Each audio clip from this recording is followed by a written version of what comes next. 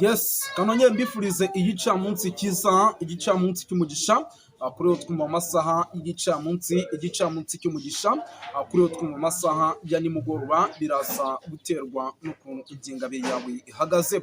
Hano mu Rwanda turi ku gicamunsi cyo ku itariki zigera kuri 16 ba.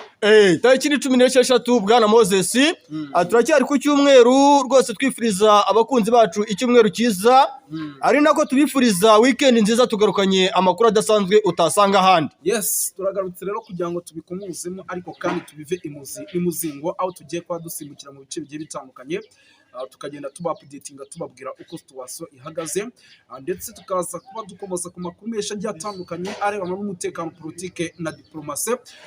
Nizere kumeze neza bwana Kalemba Aimable. Bwana Moses, ngiyewe meze neza, ngarukanye cyitwa imbaduko ya gikomando, ngarukanye amakuru adasanzwe utasanga ahandi uretse hano kuri Duniani Kote TV. Yes, bibaye kwiyeranja rero, ngira ngo urabona yuko ahantu turi ari ahantu hatameze neza cyane, Twiparitse. Impamvu twiyarangije, urabona dufite byinshi byo kuvuga, cyangwa se muri ano masaha bibaye ngombwa yuko yenda hari icyo tubwira abakunzi bacu, ariko amasaha dufatirana turi muri situation itari nziza. Turangije turavuga tuti rero nyamuneka reka twiyaranje kugira ngo aya makuru tuyabahe, kuko ntabwo twagenda aya makuru tutayabahereje n'iby'agaciro kugira ngo tuyabahe.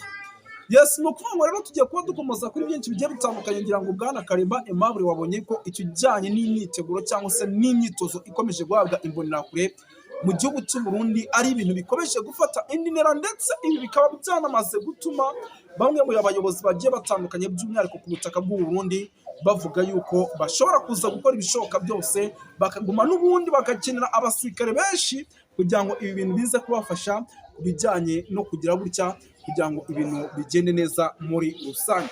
Kugira ngo byose wagiye ubibona yuko birimo biragenda bikorwa mu bice bigiye bitandukanye, ubona ko hari ibintu birimo biragenda bikorwa, ariko amakuru turimo turakira nuko nyine birimo birakorwa mu rwego rwo kugira ngo baze kumekinga sure yuko ibintu bimeze neza mu gihugu cy'u Burundi. Bwana Kalemba Aimable, birumvikana na makuru menshi nahoze mbona unyandikira umbwira yuko imyitozo mu Cibitoke imeze nabi, mbona kwezigwa by'imyitozo, nahoze mbona unyandikira umbwira. Ariko bwana Moses, tukiri ku myitozo y'urubyiruko rw'imbonerakure, biravugwa yuko baba FDLR bavuye mu gihugu cy'abaturanyi bagatangwa n'uriya mu perezida wo mu gihugu cy'abaturanyi umwe bakunze kwita ngo ni Impanga, Perezida Evariste Ndayishimiye.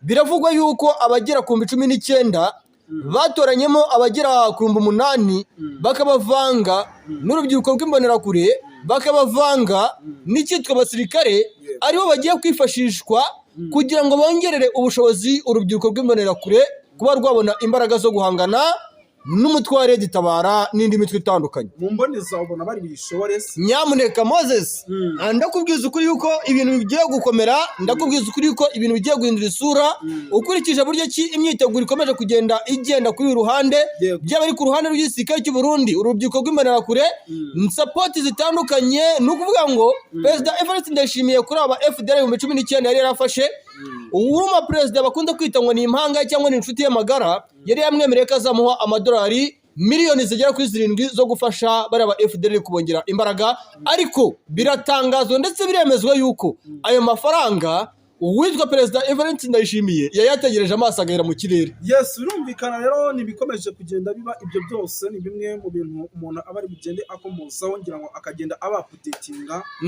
ndetse murabona ko rwose ibintu bikomeje kuba bibi cyane mu gihugu cy'u Burundi ho, kuko n'imyitozo nk'uko arimo arabivuga ati hari ibyo bemerewe biracyakomeje, ndetse ni bimwe mu byo turi bukomeze kugenda tuba-updatinga. Ariko ahangaha dushinga agati ku byo bemerewe, umuperezida yaramubwiye ati reka ngewe ayo mafaranga sinayabona, n'ibibazo by'igihugu cyanjye byananiye, ndabona ibibazo byo guhangana n'umutwe wavuye mu gihugu cyawo ugahungira mu gihugu cyanjye, kuko guhereza nawe ukeneye support, ukeneye imbaraga ugufasha guhangana n'abo barwanyi bari kukurwanya. Yes, birumvikana. Nuko rero bwana Kalemba Aimable, nyemerera by'umwihariko tubanze twinjire muri byinshi bigiye bitandukanye birana n'umutekano, politike na diplomasi.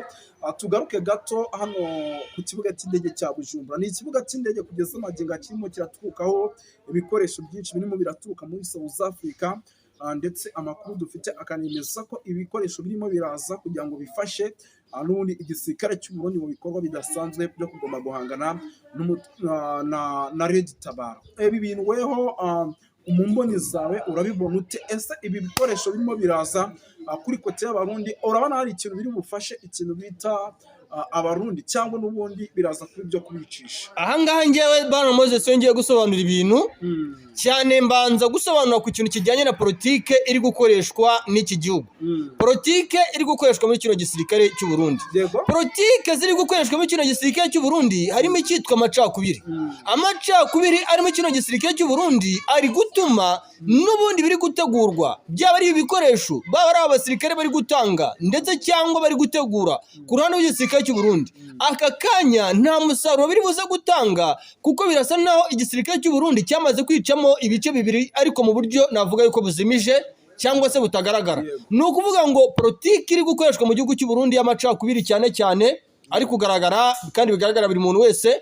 Politiki iri gukoreshwa ku ruhande rw'iki gihugu amacakubiri nibyo biri kugaragaza yuko mu mboni zanjye nta gutsinda igisirikare cy'u Burundi gifite.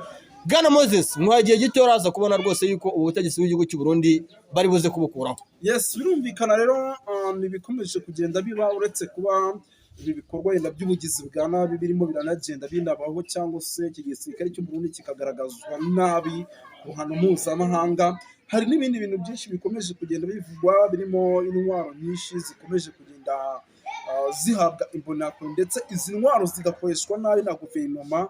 Iyo mvuze guverinoma n'ubundi bumva igisirikare kuko nicyo gihabwa intwaro, zigakoreshwa nabi n'imbonakure ziba zimaze igihe gitari gito, by'umwihariko mu kijyanye n'imyitozo cyangwa se imyiteguro. Bwana Kalimba Aimable, tugaruke gato ku kijyanye no kuba hano mu gihugu cy'u Burundi hakomeje kugenda hagaragara ibibazo byinshi birimo inzara. Ibi byose biri guterwa na guverinoma, hakomeje kugenda hagaragara ikijyanye no kuba bari ku ishyaka riri ku butegetsi ritari kumvikana n'abagabo barimo ba Agathon Rwasa. Ibi byo urabivugaho iki? Ese hari icyizere yuko ibintu bishobora kugenda neza isaha iyo ari yo yose? Ariko se Bwana Moses, ubutegetsi bwose ko bushingira kuri politike nzinza, umuturage yaba ashonje, umuturage yaba afite agahinda, ukambwira yuko politike wakoresha iyo ari yo yose yagira uruhare mu iterambere ry'igihugu cyawe? Tayari umuturage yamaze kukurakarira, umuturage yamaze kubabara mu gihugu cyawe, menya ngo ubutegetsi bwawe buri aharindimuka, menya ngo ibintu uri gutegura byose ni ubusa. Kuko nk'ubu situwasiyo ihari biri kuvuga yuko umupaka uhuza igihugu cy'u Rwanda n'igihugu cy'u Burundi ushobora kuba wafunguka.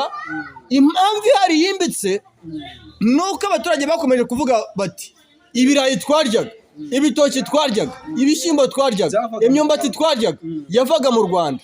Ahangaha mu gihugu cy'u Burundi ubuhinzi bwacu ntabwo buratera imbere, n'abanyapolitike bacu kugira ngo bashishikarize abaturage kwikura mu bukene cyangwa kwikura mu nzara, gahunda bafite niyo gusahurira hehe mu nduru.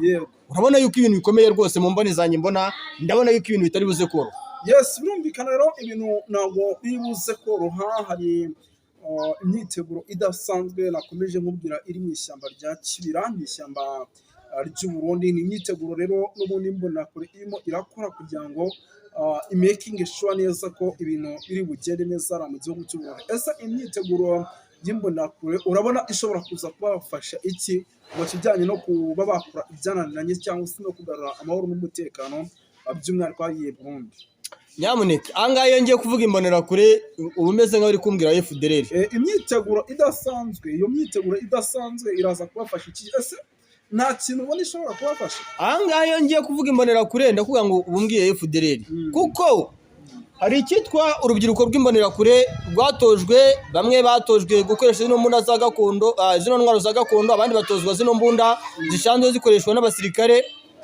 Ibi byose urubyiruko rw'imbonerakure babonye yuko nta mbaraga rufite, hari aba FDLR bavuye hano muri za Sud Kivu, muri iriya misozi za Kitamwaruzi, za Warungu, muri iriya misozi za Kamanyora, bavuye hariya za Remera Sanje ndetse na hariya za Penekusi, muri za Shabunda, muri hariya mashyamba bicukuraga amabuye y'agaciro. Ni ukuvuga ngo wa muti urwanya buriya butegetsi bwa kiriya gihugu cy'abaturanyi umaze kubakura muri iriya bice, Kisekedi aravuga ati aho kugira ngo inshuti zanjye magara zigire gutya zipfire kuri uno butaka bwanjye, reka nzohereze inshuti yanjye magara, bakunze kumwita ngo ni Imangayi. Izi mbaraga rero FDLR bayihaye bakavuga bati egera uno mutwe mwegera urubyiruko rw'imbonerakure murufashe urumva ni ukuvuga ngo ubufatanye buhari hari FDL ikomeje gushukwa n'ibihugu bitandukanye ngira afatanya n'ibihugu bitandukanye mu murongo mugari wo kuba barwanya umwanzi dore yuko banayibwira yuko ngo Red Tabara ngo n'abanyarwanda baribeshya cyane mu mbane zanjye mbona iyi myiteguro ntagiye na kure cyane njye gusobanura ibintu byinshi muri politike cyangwa se mu buryo bwa gisirikare nta musaruro habe na 0.0 watanga yes katugushimire cyane wakoze cyane